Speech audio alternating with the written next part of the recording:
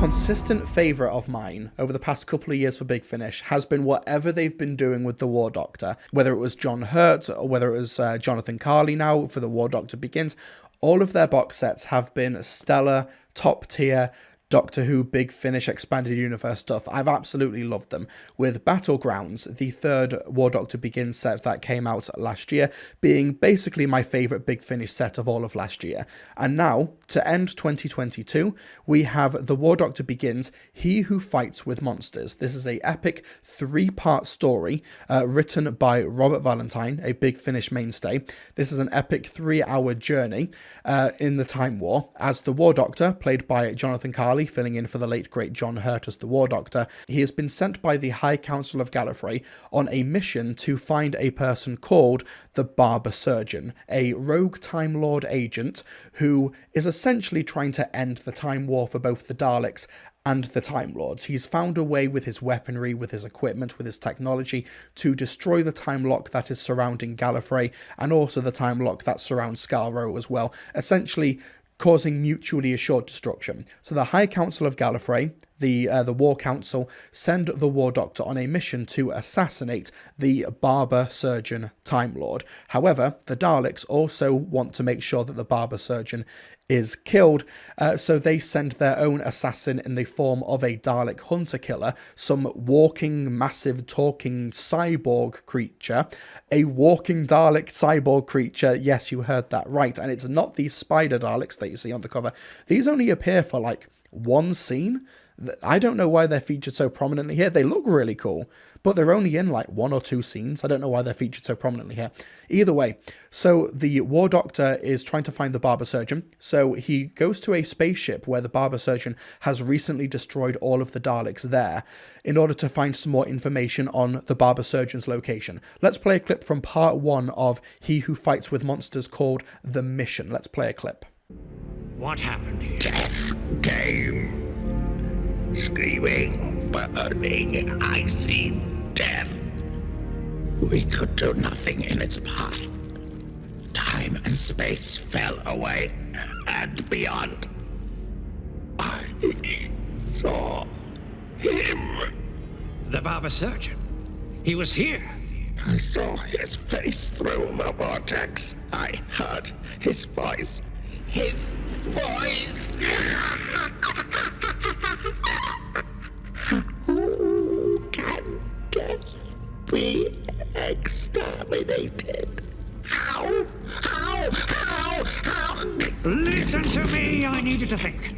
Access the station's computer. I know you can. The Barber Surgeon's on your mind, and I want to know all the Daleks know about him. I do not have the power.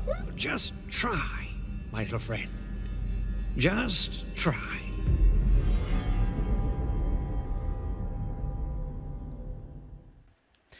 I love how crazy He Who Fights with Monsters goes in terms of it playing around with the mythology and just the format of the Time War itself. Because even though the War Doctor Begins set is meant to be a younger John Hurt, Jonathan Carley in interviews has said that he's playing like a younger John Hurt from near the beginning of his career, in line with the younger incarnation that we see briefly at the end of The Night of the Doctor. I got the sense with this one, in my mind's eye when I was listening to He Who Fights with Monsters, in my mind's eye, it was an older John Hurt. It was the John Hurt that we met at the beginning of the Day of the Doctor. That was just the impression that I got. And I think the story as well is kind of going with that vibe. We're nearer the end of the Time War. We've got the Barber Surgeon out here who is trying to cause the final end, basically, of both Time Lords and the Daleks. And what happens is that with this epic 3-part story, Robert Valentine has essentially done the Doctor Who equivalent of Joseph Conrad's Heart of Darkness, where you have this epic odyssey throughout time and space, which eventually winds up in the Doctor's past, where he's at one point he goes to Earth at 10,000 BC. He reunites with some old and new. He reunites with some old friends and some old enemies along the way as well, but never in conventional ways that you would kind of expect. There are some cameos here, but they're not the ones that you would expect to have. There are some encounters with Daleks and with some other characters as well. It's a great way to sort of like give us an alternate endgame of the Time War, where did some of these characters wind up? And I can't really talk too much about where they wind up or who these characters are for the sake of spoilers, but it is great to see a writer like Robert Valentine use the Time War as like a playground to sort of put everything on the table and be like, okay, this is what happened to X iconic character. This is what happened to X iconic companion. This is what the Daleks are evolving into. This is what they're doing. I found it really, really refreshing and really endearing. And as a result, it created an incredibly unpredictable narrative. It was also a story that really managed to push the War Doctor to real depths that we've not seen this character do yet across the audio medium. Even when John Hurt was playing the role, Jonathan Carley does such an exceptional, brilliant job.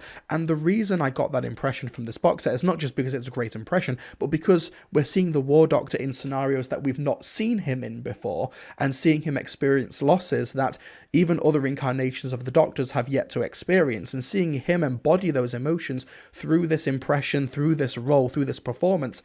It was a real earful to behold. I can't say sight to behold, but it was an earful to behold, and he's absolutely terrific here as well. Ken Bones is great as the General, although it's quite a small role.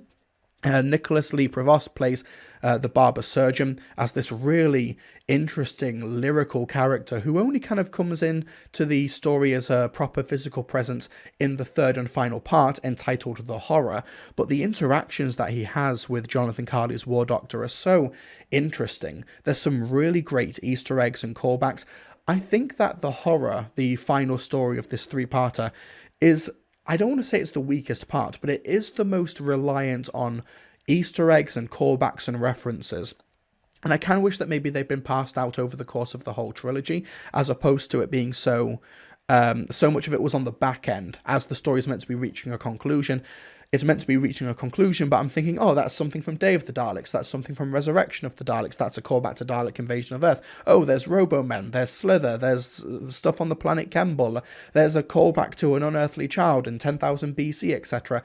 You know, these are really cool, interesting callbacks, and the directions that the story takes them are really novel, interesting, and you can't really do it in any other type of story outside of the Time War. I just wish that maybe they'd been passed out over the duration. But to be fair, these are absolute nitpicks in the face of what is an epic Heart of Darkness homage trilogy story with the War Doctor in the Time War. This was a behemoth of a story. Robert Valentine's done an amazing job with the characterization, with the dynamics, with the multiple people who the Doctor meets over the course of the journey.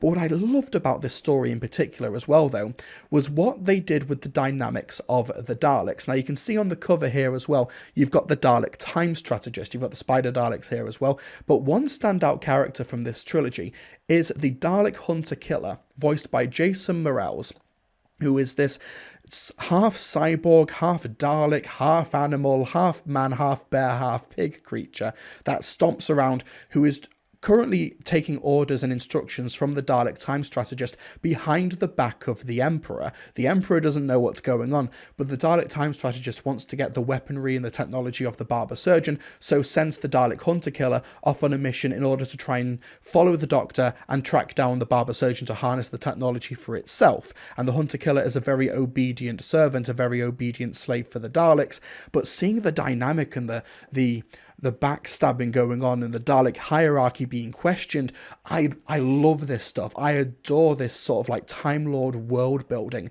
that is just a key focal point in this trilogy. We'll play a clip from part 2, The Abyss, where you can see this dynamic front and center with the Hunter Killer and the Strategist. Yes, Strategist. I bring news. Following this latest attack on Skaro, the Emperor commands that the Barber Surgeon's weapons factory be located and destroyed. When the Doctor locates the renegade, the Dalek fleet will be sent in. Am I to abort my mission? Negative. Negative? If we are to obtain the secret of the Barber Surgeon's abomination weaponry, you must capture him alive. I understand, Strategist.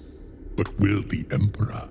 Even to the strategically minded, Hunter-killer.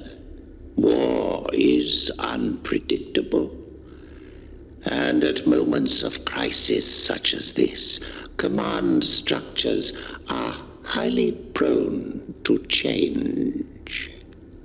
I understand, You have your orders, Hunter-killer. and I will obey.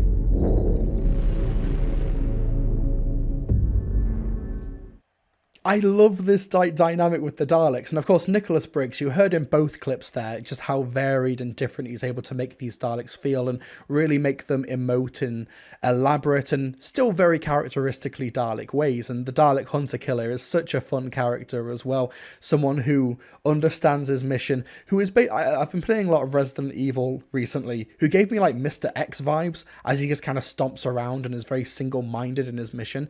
So yeah, the entire cast is terrific. Jonathan Carley leading the charge here, giving a wonderful, probably his best performance so far as the War Doctor. He just keeps on getting better and better. But I think as he sort of imbues this character who is sort of really getting all the mileage and all the years on him from the Time War, I think he's really hitting his stride here. And he's doing terrific work just across the board as well.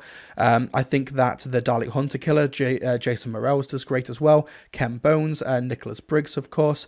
They're all just, it's just a very, very good cast across the board.